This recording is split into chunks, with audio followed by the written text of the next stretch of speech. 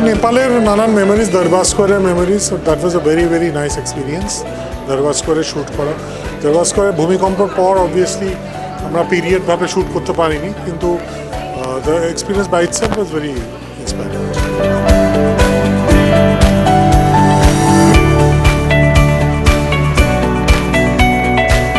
ফেলুদাকে না অনেকেই মানে ফেলুদা যে যার মতো করে দেখে, তো আমি ফেলুদাকে যেভাবে দেখছি বা আমার পরিচালক যেভাবে দেখছেন সেটা আবার অন্যজন নাও দেখতে পারে, এবং ফেলুদাকে কীভাবে দেখবেন মানুষ এই ব্যাপারে ভীষণ মানুষ স্পষ্ট। কারো কারো ভালো লাগেনি, কারো কারো ভালো লেগেছে, তো আমরা তো যাদের ভালো লাগেনি তাদের নিয়ে ভাবনা চিন্তা না করে যাদের ভালো লেগেছে তাদেরকে যেন পরবর্তীকালে আরও ভালো লাগাতে পারি সেটাই করা উচিত, বা সেটাই আমি মনে করি আমার করা উচিত। আমি তো তাদেরকেই এম করে আস্তে আস্তে ক্যারেক্টারটাকে ডেভেলপ করছি, কারণ আমি জানি দেখো সমালোচনা থাকবে, এবং আজকাল সোশ্যাল মিডিয়ার যুগে সমালোচনাটা ট্রোলিংয়ে পরিণত হয়েছে, যার মধ্যে মাথা মুন্ডু নেই, শুধু নিন্দে মন্দ আছে। তো সেগুলোকে আর গায়ে মাখি না।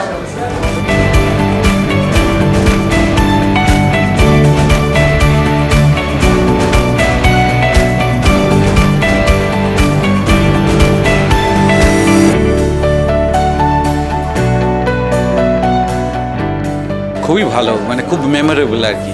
আজকে যখন এখানে ট্রেলার লঞ্চের সময় অনেকগুলো, এই ট্রেলারটা আমি অনেকদিন বাদে দেখলাম, কারণ এটা রিলিজ হয়ে গেছিলো প্রথমটার সময়ই প্রায়। তো দেখে অনেক মেমোরি আর কি, শুটিংয়ের মেমোরি, আমার চরিত্রের মেমোরি, কী কী ঘটেছে পেছনে, সেই সবগুলো ফ্ল্যাশ আসছিল।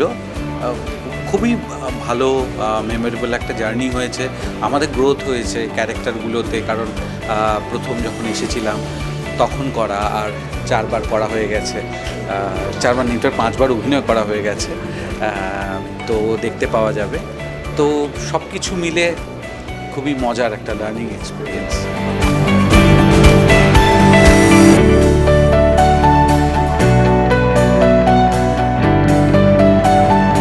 জার্নিটা ছিল বলতে আমরা তো দুটো একসাথে শ্যুট করেছিলাম, মানে ছিন্নমস্তার অভিশাপ আর এইটা কাজতকাণ্ড কাঠমান্ডু আমরা একসাথে করেছিলাম, যেটা অনির্বাণদা ট্রেলার রিলিজের সময় বললো যে এরকমও হয়েছে যে ছিন্নমস্তার অভিশাপের কিছু সিন আমরা করছি, আবার যতকাণ্ড কাঠমান্ডুর এটা করছি।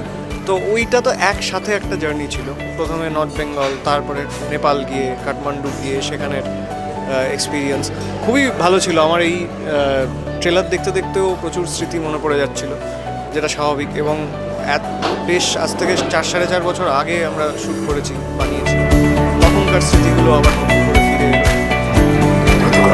কাঠমান্ডুতে।